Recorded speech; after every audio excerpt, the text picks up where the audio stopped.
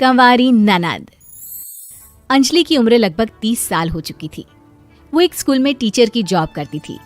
अंजलि के घर में उसकी माँ के अलावा उसका छोटा भाई और भाभी भी रहा करते थे।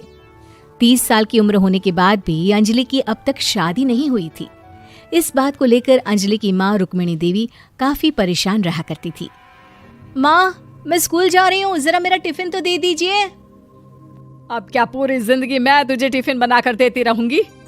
अरे कुछ सोचा भी अपने बारे में या बस ऐसे ही? क्या माँ, सुबह सुबह फिर वही बातें लेकर बैठ गई। माँ गलत क्या कह रही है अंजलि दीदी? इतनी उम्र हो चुकी है आपकी, माँ कब तक आपकी सेवा करती रहेंगी? भाभी, मैंने माँ को कब कहा कि मेरी सेवा करो? वैसे भी अपना टिफिन मैं खुद तैयार कर लेती हूँ, बस टेबल से उठाकर देने को ही तो कहा था। वैसे अंजलि दीदी, देखा जाए तो टिफिन उठाकर देने की उम्र तो आपकी है। आपका अपना घर परिवार बच्चे होते तो ये जिम्मेदारी आज आप पूरी कर रही होती। एक बात मेरी समझ में नहीं आती, अगर मेरी शादी नहीं हुई तो इसमें मेरी क्या गलती है और तुम सब लोग मेरे पीछे क्यों पड़े रहते हो? अरे कुछ कहना क्या पीछे पड़े रहना होता है? अपने छोटे भाई को देख, तुझसे 3 साल छोटा है लेकिन 2-2 बच्चे खेल रहे हैं आंगन में। मुझे आप लोगों की कोई बात नहीं सुननी, जा रही हूँ मैं। और आप में से किसी को मेरा कोई काम करने की जरूरत नहीं है, मैं खुद संभालूंगी। इतना कहकर अंजलि वहां से चली जाती है। शाम को जब अंजलि अपने स्कूल से लौटकर घर वापस आती है तो उसने देखा कि पड़ोस वाली निर्मला चाची वहां पर बैठी हुई थी। क्या बात है अंजलि बिटिया, नौकरी करके वापस आ गई? जी चाची जी, कैसी हैं आप? मैं तो ठीक हूँ बेटा, तुम बताओ शादी के बारे में कुछ सोचा या नहीं?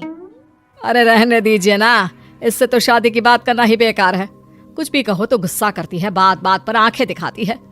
माँ, आप ऐसा क्यों कह रही हैं? मैंने कब आप पर गुस्सा किया? अरे अंजलि बेटा, तुम्हारी माँ ठीक ही तो कहती है। 30 की होने आई हो, अब तुम्हें भी शादी वादी कर लेनी चाहिए। चाची जी, आप तो ऐसे कह रही हैं जैसे शादी करने से मैंने मना किया हो। रहने दीजिए निर्मला चाची, हमारी अंजलि दीदी को अभी तक उनकी पसंद का दूल्हा नहीं मिला ना, इसीलिए वो शादी नहीं कर रही। भाभी, ऐसी कोई बात नहीं है।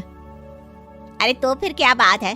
तुम्हारी माँ ने तुम्हारे लिए इतने रिश्ते ढूंढे लेकिन तुम्हें कोई पसंद ही नहीं आता।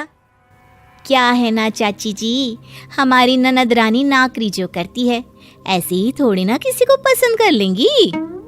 अरे भाई, नौकरी का घमंड है तो बात अलग है, कोई और बात हो तो बताओ, कोई रास्ता निकाला जाए। नहीं नहीं चाची जी, कोई बात नहीं है, बस मुझे अभी तक अपनी पसंद का कोई मिला नहीं है। सुन लिया आपने? इस लड़की के तो पर निकल आए हैं और इतनी उम्र में अपनी पसंद का कोई मिलेगा भी नहीं इसे। माँ, आप मेरी शादी को लेकर हमेशा मुझे ताने क्यों मारती रहती हैं? अपनी माँ की बातें तो ताने लगती है। ताने हैं? बताओ, मैंने कुछ गलत कहा क्या? देखो, ये सब छोड़ो, मेरी दूर की बुआ का बेटा है, उसकी अभी शादी नहीं हुई है, उम्र होगी कोई 34-35 साल। आप कहें तो बात आगे बढ़ाऊं? अरे हाँ हाँ, क्यों नहीं, ये भी कोई पूछने की बात है। अरे जल्दी से लड़के को यहाँ बुला लो। माँ, आप मुझसे पूछे बिना मेरी शादी की बात करने जा रही हैं और मेरी उम्र 30 भी पूरी नहीं हुई है। निर्मला चाची कह रही है कि वो लड़का 35 साल का है। अंजलि दीदी, आपको क्या लगता है इस उम्र में कोई फिल्म का हीरो आएगा आपके लिए? देखिए, अब पसंद और नापसंद की बात तो रहने दीजिए, पसंद करने की उम्र तो आपकी निकल चुकी। अब तो जो भी मिले उसी से शादी कर लीजिए, इसी में भलाई है। तेरी भाभी बिल्कुल ठीक कह रही है। अब जैसा रिश्ता मिले उसके लिए हाँ कर देना, ताकि हम भी गंगा नहाए। ठीक है, चलिए मैं उस लड़के को कहती हूँ, वो कल ही अंजलि को देखने आ जाएगा।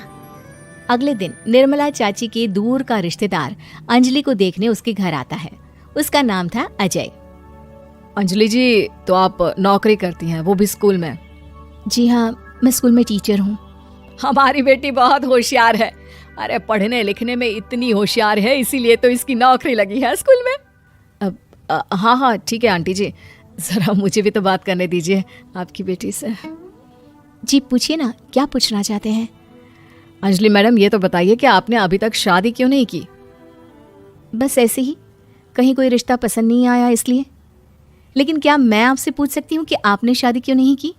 अंजलि, क्या कर रही हो तुम? लड़कियों को इस तरह की बातें नहीं शोभा देती। रहने दीजिए आंटी जी, आपकी बेटी काफ़ी पढ़ी लिखी है, मैं उनके सवाल का जवाब दे ही देता हूँ।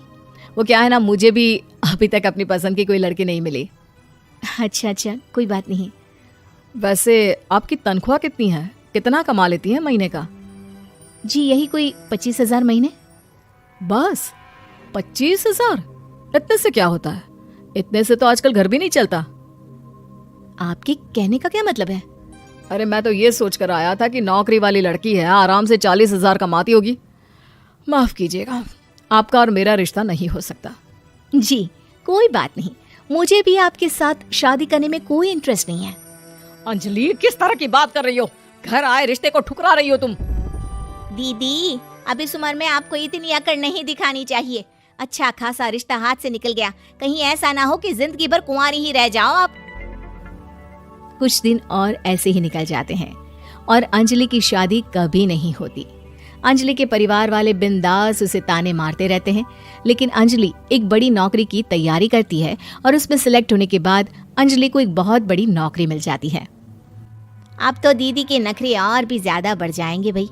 अब तो इतनी बड़ी नौकरी जो लगी है, अब इनकी शादी होने से रही। माँ, मुझे नौकरी के लिए दूसरे शहर जाना पड़ेगा। आप जानती हैं ये बहुत बड़ी जॉब है और इसमें पैसे भी बहुत ज्यादा मिलेंगे। अच्छा, कितने पैसे मिलेंगे बेटा?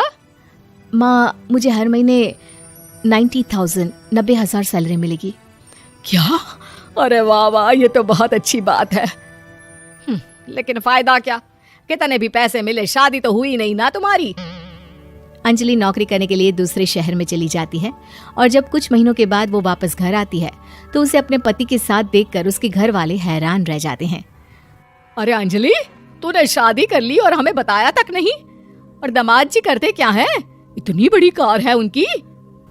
माँ, मैं आपको सब कुछ बताना चाहती थी, लेकिन आप सबकी ताने सुनकर बहुत दुखी हो गई थी और इसलिए मैंने अपनी पसंद से शादी कर ली। मेरे पति मेरे साथ ही ऑफिस में नौकरी करते हैं और बहुत बड़े अफसर हैं। और एक बात बताऊं माँ, आज मैं बहुत खुश हूँ।